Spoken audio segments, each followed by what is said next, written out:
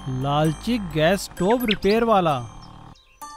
एक गांव में गणेश नाम का एक गैस स्टोव रिपेयर वाला था। वो बहुत ही लालची था। वो लोगों को ठगता था और गली गली घूमकर काम करता था। गैस स्टोव ठीक करवा लो, गैस स्टोव ठीक करवा लो, अपनी आंखों के सामने ठीक करवा लो, कोई धोखा नहीं होगा। अरे ओ भैया, जरा देखना तो, मेरे गैस स्टोव में ठीक से आग नहीं जल रही। औरत की बात सुनते ही उसे समझ आ गया कि बर्नर को साफ करते ही गैस ठीक हो जाएगा। लेकिन गणेश ने गैस स्टोव को जांचने का बहाना किया।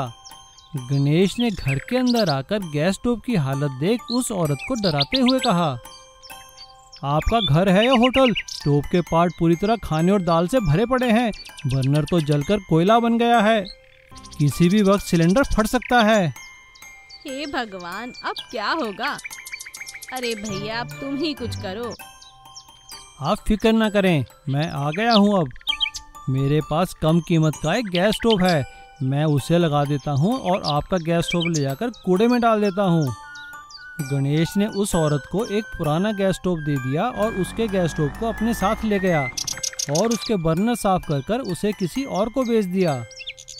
अब गणेश ऐसे ही लोगों को बेवकूफ़ बनाने लगा। ऐसा कर उसने काफ़ी पैसे कमा लिए थे। कुछ समय बाद गणेश की शादी हो गई। उसकी पत्नी का नाम था झांसी। अब उसके खर्चे बढ़ गए थे। उसने लोगों को और भी ज़्यादा धोखा देना शुरू कर दिया। एक दिन जब गणेश की पत्नी झांसी बाजार से घर पहुंची तो उसके हाथ में इतने लिफाफे देखकर गणेश ने पूछा, अरे झांसी, इतनी सारी साड़ियाँ कहाँ से लाई हो? क्यों इतने पैसे खर्च किए? एक भी पैसा खर्च नहीं हुआ, सब कुछ मुफ्त में आया है। मैं ये सब चुरा कर लाई हूँ और हमारा परिवार तो पूरा ही चोर है। ये बात मैंने तुमसे छुपाई थी, पर आज तुम्हें पता चल ही गया। क्या कह रही हो तुम? मेरे साथ बहुत बड़ा धोखा हुआ है। चोरों के खानदान में मेरी शादी करवा दी। अरे बस भी करो, हम डायरेक्ट चोर हैं और तुम इनडायरेक्ट चोर। ये दिखावा बंद भी करो। गणेश ये सुनकर हैरान हो गया। अब आए दिन झांसी कहीं से बैग चुरा लाती तो कहीं से किसी के जेवर चुरा कर ले आती। एक दिन एक पुलिस वाला गणेश के घर आया। पुलिस वाले को देखकर गणेश डर गया और रोने लगा। उसे रोता देख उसकी पत्नी ने उससे कहा, अच्छा ठीक है, अब कसम खाओ, अगर पुलिस ने तुम्हें गिरफ्तार नहीं किया तो तुम हमेशा ईमानदार रहोगे और किसी के साथ कभी गलत नहीं करोगे। हाँ, मैं पूरी तरह बदल जाऊंगा और कस्टमर को भगवान समझूंगा। कभी अपने काम के साथ बेईमानी नहीं करूंगा, कभी किसी को धोखा नहीं दूंगा। तभी पुलिस वाला अंदर आता है। झांसी आपका नाम है? हमें पासपोर्ट के लिए वेरिफिकेशन करना है। आप यहाँ साइन कर दीजिए। यह सुनकर गणेश हैरान हो गया और उसे हैरान देख झांसी ने कहा, नहीं नहीं, चिंता मत करो, मेरा पूरा परिवार बहुत ईमानदार है, कोई चोरी नहीं करता। ये सब मन घड़ंत मैंने तुम्हें सुधारने के लिए कहा था, क्योंकि अगर तुम ऐसा ही करते रहते तो एक न एक दिन जरूर पकड़े जाते। तुम्हें सुधारने का यही तरीका था मेरे पास। उस दिन से गणेश सुधर चुका था और ईमानदारी की कमाई करने लगा। उबलापुर गांव में बहुत गर्मी पड़ती थी। मई जून के महीने में वहां चारों तरफ सूखा पड़ जाता था। उसी गांव में प्रीति अपनी माँ के साथ अपने ताऊ के घर में रहती थी। एक साल गर्मियों के दिनों में प्रीति के ताऊ का बेटा मोनू नहाने लगा तो उसे पानी नहीं मिला। उसे गुस्सा आ गया और उसने अपनी माँ को आवाज़ दी, माँ माँ, पानी फिर खत्म हो गया है, देखो नहाने को पानी नहीं है। अरे मैंने तो बाल्टी में पानी भर कर रखा था तुम्हारे लिए, ना जाने कहाँ गया। जरूर ये प्रीति का काम होगा। प्रीति बेटा, तुम्हारा तो रोज का काम हो गया है। जब भी हमें पानी की जरूरत होती है तुम दोनों माँ बेटी सारा पानी खत्म कर देती हो। नहीं नहीं भाभी, ऐसा मत कहो, हमने जानबूझकर ऐसा नहीं किया। प्रीति की माँ को इतना कुछ सुनाने के बाद भी मोनू की माँ का गुस्सा शांत नहीं हुआ और वो अंदर जाकर मोनू के पापा को भड़का देती है। मोनू के पापा बाहर आकर प्रीति और उसकी माँ से कहते हैं, निकल जाओ इस घर से, परेशान करके रख दिया है तुम दोनों माँ बेटी ने। उन दोनों के हाथ पैर जोड़ने के बावजूद भी किसी पर कोई फर्क नहीं पड़ता। दोनों माँ बेटी अपने पुराने घर जाने के लिए निकल जाते हैं। रास्ते में प्रीति की माँ अचानक बेहोश हो जाती है। प्रीति कोई सहारा ना देखकर भगवान से प्रार्थना करने लगती है।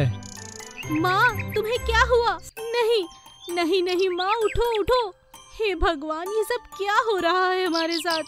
भगवान, हमारी मदद करो।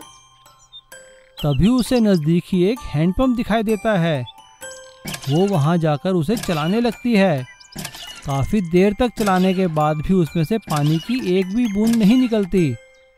लेकिन वो हैरान हो जाती है, उसमें से सोना गिरने लगता है। प्रीति वो सोने के टुकड़े उठा लेती है। तभी वहां से जीप में एक लड़का निकलता है। प्रीति उस लड़के से कहती है, सुनिए, जरा आप हमें शहर तक ले चलिए। हमारे पास पैसे नहीं हैं, लेकिन ये सोना है। आप चाहे तो इसे रख लें, लेकिन हमें शहर ले चलिए। वो लड़का प्रीति और उसकी माँ को लेकर शहर जाता है। प्रीति हैंडपंप से निकले सोने को बेचकर अपनी माँ का इलाज करवाती है और कुछ ही दिनों में काफी पैसे लेकर वो दोनों वापस गांव आ जाते हैं। यह देखकर प्रीति के ताऊजी और उसका परिवार उनसे जलने लगते हैं। अचानक ऐसा क्या हो गया जो ये दोनों इतने अमीर बन गए? हमें दोनों पर नजर रखनी पड़ेगी, देखना पड़ेगा ये क्या करते हैं। एक रात जब प्रीति हैंडपंप से सोना निकालने जा रही थी, तभी मोनू उसका पीछा करता है और उसे वहां से सोना निकालते हुए देख लेता है। वह वापस आकर अपने माँ बाप को सारी बात बताता है। मोनू, उसकी माँ और उसके पापा अगली ही रात सारा सोना निकालने के लालच में हैंडपंप के पास जाते हैं और लालच में आकर वो लोग देर रात तक सोना निकालते रहते हैं। जैसे ही वो लोग सोना उठाकर घर की ओर जाने लगते हैं, तभी उन्हें कुछ लुटेरे घेर लेते हैं। रुक जाओ, क्या है तुम्हारे पास? दे दो हमें।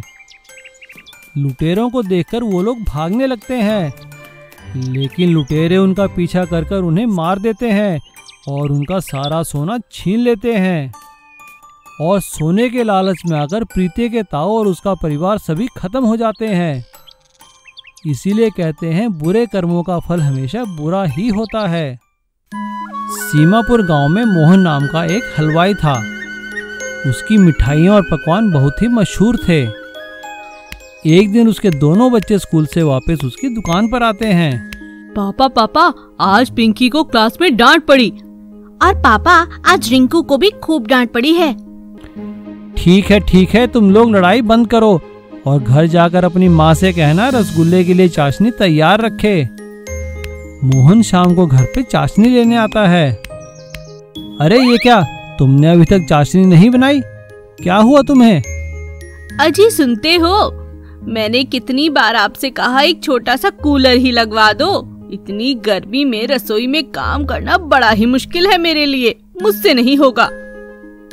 मजबूर होकर मोहन अपनी पत्नी के लिए कूलर ले आता है और उसकी पत्नी कूलर की ठंडी हवा में बैठकर खूब काम करती है। एक दिन जब बच्चे खेल रहे होते हैं, तभी उसकी बेटी के हाथ से 10 रुपए का नोट उठकर कूलर में फंस जाता है। लेकिन ये क्या, कूलर में से तो हजारों रुपए के नोट निकलने लगते हैं। ये देखकर सभी हैरान हो जाते हैं। अरे, लगता है ये जादुई कूलर है। 10 की जगह 1000 रुपए, हमारी तो लॉटरी ही लग गई। उनकी एक पड़ोसन वहाँ छुपकर ये सब देख रही थी। भाभी, एक कटोरी शक्कर मिलेगी क्या?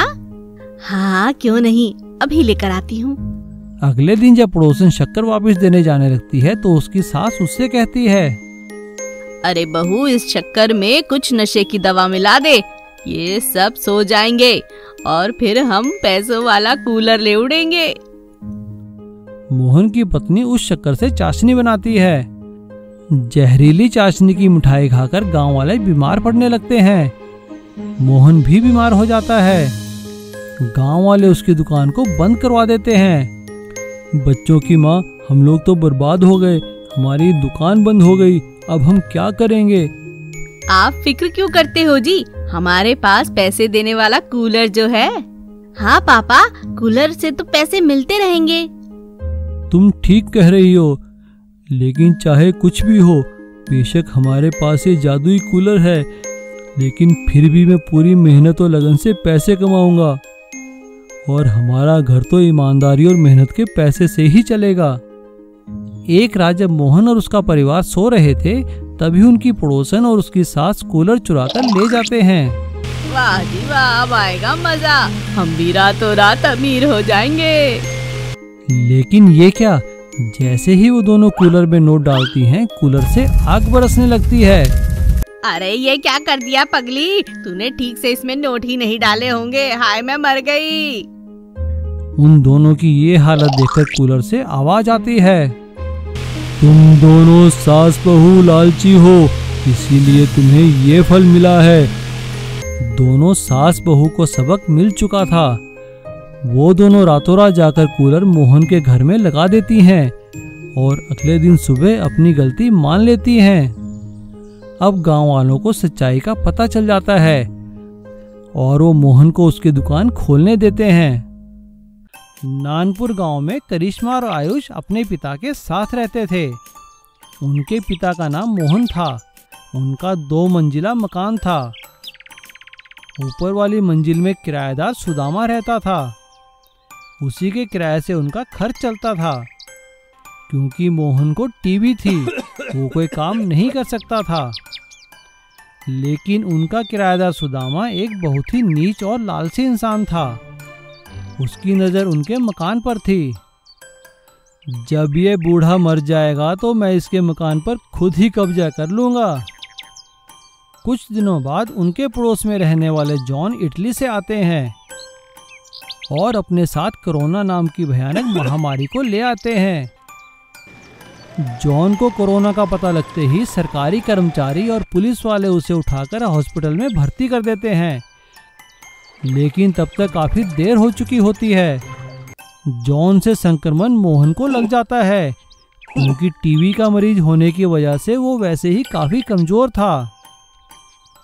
यह देखकर आयुष और करिश्मा परेशान हो जाते हैं, लेकिन गांव के डॉक्टर उन्हें समझाते हैं, देखो बेटा, चिंता की कोई बात नहीं है, तुम्हारे पिताजी ठीक हो सकते हैं, लेकिन बस तुम लोग उन्हें दवा और खाना समय पर दो, और हाँ, साफ सफाई का ख्याल रखना और सैनिटाइजर का प्रयोग जरूर करना। कोई भी चीज उन्हें देते हुए सैनिटाइज जरूर कर लेना, ताकि उनकी बीमारी ना फैले। यह बात सुदामा सुन लेता है। अच्छा, तो सैनिटाइज करके ही इसे चीजें देनी है, क्यों ना मैं इसका सैनिटाइजर ही चुरा लेता हूँ। मोहन तो मरेगा ही मरेगा, साथ में इसके बच्चे भी मर जाएंगे और ये मकान मेरा हो जाएगा।